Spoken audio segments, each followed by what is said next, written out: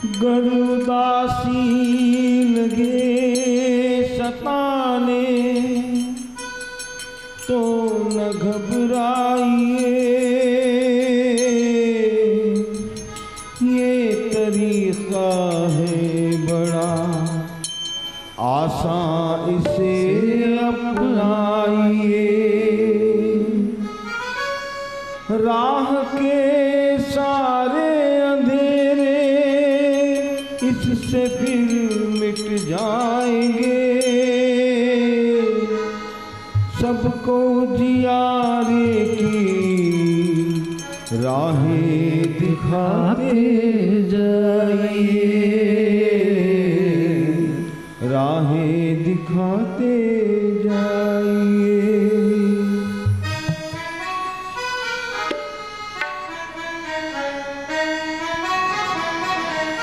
ये हुनर सबको सिखाते जाइए, हुनर सबको सिखाते जाइए। मुस्कुराइए जी जरा मुस्काइए, मुस्कुराइए जी जरा मुस्काइए। ये हुनर सबको सिखाते जाइए, ये हुनर सबको सिखाते जाइए।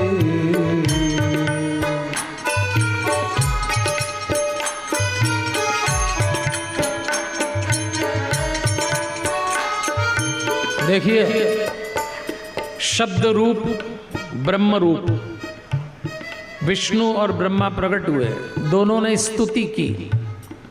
स्तुति सुनकर भगवान शंकर ने, शिव जी ने कहा, अब आप दोनों यानी विष्णु और ब्रह्मा सृष्टि का पालन करो, सृष्टि का निर्माण करो। परम शिव कहते हैं कि हमारे कार्य भेद के कारण हमारे नाम अलग होंगे, तुम्हारा नाम विष्णु होगा, तुम्हारा नाम ब्रह्मा होगा और मेरा नाम रुद्र होगा। अब कार्य भेद हो गया। वो कहते हैं मेरा स्वरूप निष्कल है, दूसरा स्वरूप मेरा रुद्र बनेगा, हम तीनों में कोई भेद नहीं है। अब देखो सृष्टि बन गई, ठीक है, अब सृष्टि में वर्क डिस्ट्रीब्यूशन हो रहा है, काम का बंटवारा। जैसे हम अपना घर बसाते हैं तो काम बांट लेते हैं, ये काम वो करेंगे, हमारे कारोबार में हम काम का बंटवारा कर। अब देखो कितने अच्छे से सृष्टि बन गई, सृष्टि का निर्माण हुआ और चला काम आगे। भगवान सिखा रहे हैं और हम भी ये देखें, ये जो दुनिया हमने बनाई है छोटी सी, हमारा परिवार, हमारा संसार, ये हमारी दुनिया, यही है हमारा परिवार। इसमें बहुत अच्छे से रहिए देवियों और सज्जनों।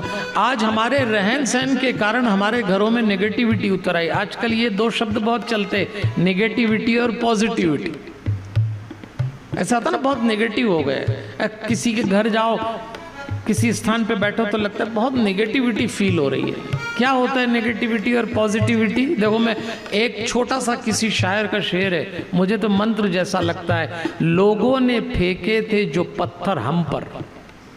हमसे नई पीढ़ी के बच्चे पूछते हैं कि पंडित जी पॉजिटिविटी क्या होती है, तो सुनिए कि लोगों ने फेंके थे जो पत्थर हम पर, हमने उन्हें जोड़कर घर बना लिया। ये पॉजिटिविटी होती है, इसको पॉजिटिविटी। लोगों का काम है निंदा करेंगे, पत्थर फेंकेंगे, आलोचना करेंगे, अपने को डिस्टर्ब नहीं होना है, क्योंकि जिंदगी का सफर कब तमाम हो जाए मालूम नहीं है जी। आज आंख खुली, कल बंद होना ही है। ये बीच का खेल समझ के खेलिए। ये सफर हो जाए कब यूं ही तमाम, ये सफर हो जाए कब यूं ही तमाम, ये सफर हो जाए कब यूं ही तमाम। इसको हंस करके बिताते जाइए, इसको हंस करके बिताते जाइए। ये हुनर सबको सिखाते जाइए।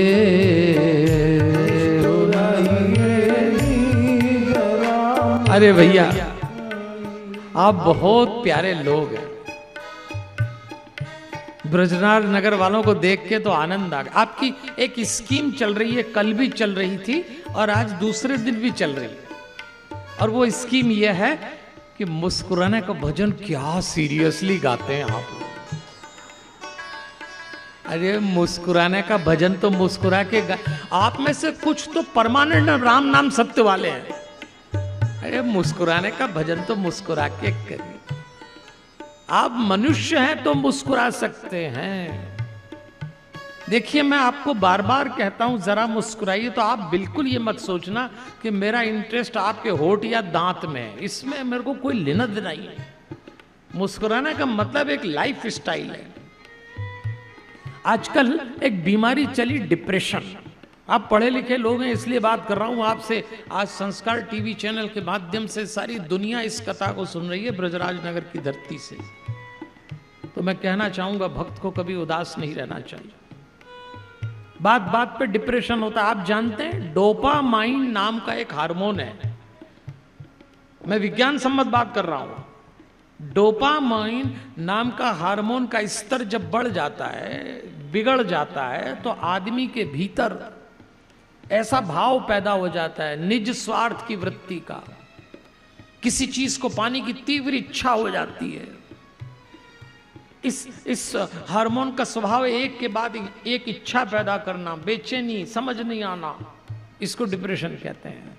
तो डोपामाइन हार्मोन के स्तर के बढ़ने से आदमी को डिप्रेशन होता है। फिर आप डॉक्टर के पास जाते हैं तो डॉक्टर आपको ऑक्सीटोसिन नाम का एक ऐसा डोपामाइन को संतुलित करने के लिए दवा दे देता है। अब अपने काम की बात क्या है कि ये जो ऑक्सीटोसिन डॉक्टर आपको देता है आपका डिप्रेशन दूर करने के लिए, ये ऑक्सीटोसिन कैसे पैदा होता है? हमारी बॉडी में ही पैदा हो सकता है। पहला काम करिए, गौर से किसी की बात सुनिए। जब भी कोई आपसे बात करे गौर से सुनिए, ऑक्सीटोसिन आपके भीतर बनेगा। दूसरी बात, क्षमा की वृत्ति बढ़ाइए। तीसरी, कृतज्ञता रखिए। चौथी, विनम्रता अत्यधिक बढ़ाइए। पांचवा, बिना मांगे किसी को दीजिए। और छठा काम, ऑक्सीटोसिन कैसे बढ़ जाता है? मुस्कुराने से ऑक्सीटोसिन बढ़ जाता है। अब बताइए, आप मुफ्त का इलाज बता रहा हूं मैं आपको, फिर भी आप पैसा देके डॉक्टर के पास जाएंगे और वो पूछेगा क्या हो रहा है, पता नहीं, कुछ अच्छा नहीं लग रहा, मरो मरो, तुम्हारा कुछ नहीं हो सकता। अरे आप अपना ऑक्सीटोसिन बढ़ाइए ना। पीछे से अगर चले तो मुस्कुराइए।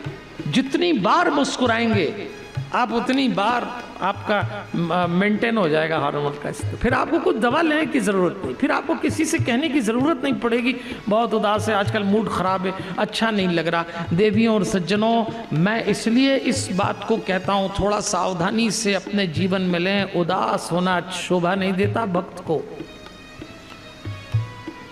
परमात्मा शिव ने बोले, ये जो उमा नाम की परमेश्वरी प्रकृति देवी हैं, यही वाग देवी के रूप में ब्रह्मा मैं आपको सौंप रहा हूं, यही लक्ष्मी के रूप में विष्णु मैं आपको सौंप रहा हूं, और यही काली नाम से तीसरी शक्ति रुद्र को मिलेगी। अब देखो, 3 पुरुष तैयार और 3 शक्तियां तैयार हो गई। देखो संसार कैसे बन रहा है। शक्ति को तैयार करके तीनों को सौंप दिया गया। ब्रह्मा जी को वाग देवी मिल गई, सरस्वती देवी, विष्णु जी को लक्ष्मी मिल गई, इनको काली देवी मिल गई, और तीनों तैयार हो गए। एक का काम सृजन करना, दूसरे का पालन करना, तीसरे का संहार करना। तीनों को शक्तियां मिली। और यह भी तय है कि शक्ति से ही संसार का संचालन होता है। अकेले विष्णु कुछ नहीं कर सकते, उनकी शक्ति लक्ष्मी के माध्यम से कराते हैं। इसीलिए आप लोग बातचीत में कहते हैं ना, नारी शक्ति, अपन लोग बोलते हैं ना नारी शक्ति। आप पुरुष शक्ति कभी नहीं सुनेंगे। नारी शक्ति, नारी शक्ति, नारी शक्ति जाग गई, नारी शक्ति। एक बार हमसे किसी भाई साहब ने पूछा कि नारी अगर शक्ति है तो पुरुष क्या है? तो पुरुष सहन शक्ति है। बस अभी ठीक, अब तो कोई दिक्कत नहीं है। हाँ, ताली बजाना तो बजा लीजिए, इसमें भी डर रहा है। शक्ति के बिना संसार चलता भी नहीं देवियों और सज्जनों। इसलिए एक बात याद रखिए, इस जीवन में हार जीत, सफलता असफलता मिलेगी, निराश नहीं होना है। यही तो लिखा है हमारे कवि विशेष ठाकुर ने। हार क्या है जीत क्या है कुछ नहीं, हार क्या है जीत क्या है कुछ नहीं, हार क्या है जीत क्या है कुछ नहीं। जश्न दोनों का मनाते जाइए, जश्न दो सब गाइए, मनाते जाइए। ये हुनर सबको सिखाते जाइए, ये हुनर सबको सिखाते जाइए।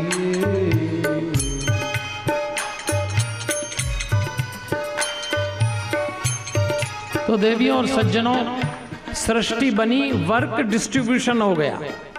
ये काम ये करेंगे, ये काम ये। देखिए, परिवार की कथा है ये। परिवार प्रबंधन का मतलब ये है कि हमारे परिवारों में वर्क डिस्ट्रीब्यूशन प्रॉपर हो जाए। आज का सूत्र क्या है? माता पिता। आपसे मेरा एक सवाल है और सुझाव भी। आप कितने व्यस्त रहते हो हमें नहीं मालूम, आपका क्या बॉडी क्लॉक है, आपका क्या शेड्यूल है, आप जानिए। पर यदि आपके घर में आपके बूढ़े माता पिता हों, बूढ़े दादा दादी नाना नानी हों, तो मैं आज की युवा पीढ़ी जो बहुत व्यस्त है उससे एक निवेदन करता हूं, अगर आप बहुत व्यस्त हैं और बड़ी मुश्किल से 10 से 15 मिनट पूजा के लिए निकाल पाते होंगे तो मेरी तरफ से पूजा रोक देना। लेकिन आपके घर में यदि कोई बड़ा बूढ़ा बैठा हो, चाहे वो दादा दादी नाना नानी माता पिता हो, तो अकारण उनके साथ बैठना। शब्द सुनिए, अकारण। वो बूढ़ा व्यक्ति आपसे क्या बात करेगा आपको नहीं मालूम, आप उससे क्या बात करेंगे कोई लेना देना नहीं, पर बैठिए। आज भारत के घरों में वृद्धावस्था उदास हो गई। आज भारत के घरों में बड़े बूढ़े लोग कहते हैं पंडित जी बहुत अकेले हो गए, अब घर के लोग पास में नहीं बैठते, बच्चे कन्नी काट के निकल जाते हैं, बस समय बिता रहे हैं। आप बताइए, ये ठीक है? अगर आपके पास 10 मिनट हो बहुत व्यस्तता में, तो वो 10 मिनट मेरी तरफ से घर के बड़े बूढ़ों के साथ बैठ जाना। अकारण आप पूजा मत करना, मंदिर मत जाना, पाठ मत करना। मैं कहता हूं यदि आप घर के बड़े बूढ़ों के साथ 10 मिनट बैठ गए तो ऊपर वाला वो 10 मिनट आपकी पूजा में लिख देगा, आपको पुण्य दे देगा। इतना तो किया जाना चाहिए, लेकिन लोग इतना भी नहीं कर पाते। आज का सूत्र माता पिता। देखो, काम सौंपा है, परमात्मा ने तीनों को बना दिया, ब्रह्मा जी के साथ सरस्वती देवी, विष्णु जी के साथ लक्ष्मी देवी, शिव जी के साथ रुद्र के साथ काली देवी। अब तीनों अपना अपना काम करो, सबका काम है, घर में बंटवारा है। आपको क्या लगता है हमारे ऋषि मुनियों ने और हमारे बाप दादाओं ने यदि चौके की कमान माँ को सौंपी तो इसके पीछे एक बहुत बड़ा कारण था। आज कई बार बच्चियां हमसे कहती हैं पंडित जी हम क्यों किचन में जाएं, आदमी रोटी क्यों नहीं बनाएगा। आप समझो, जिसके हाथ का जो काम है, स्त्री के भीतर गर्भाशय है, उसको मां बनने का अधिकार है। इसलिए जब एक मां की हथेली से जो तरंगें निकलती वो पिता की हथेली से नहीं निकलती, तो यदि मां अन्न को स्पर्श करे तो उसका भाव पूरे परिवार का मन बन जाता है।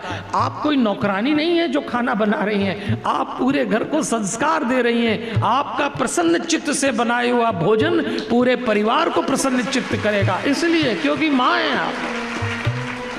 हमें मातृशक्ति से नौकरानी का काम नहीं कराना है। पर आज घर अशांति इसलिए हो गए कि माताओं बहनों के हाथ से अन्न का चला गया। कौन भोजन बना रहा है, कौन ला रहा है, पता नहीं लगता। अब तो भोजन ऑर्डर पे ही आता है बड़े शहरों में, खाना भी आइटम हो गया, मोबाइल पे दिया और चला आया।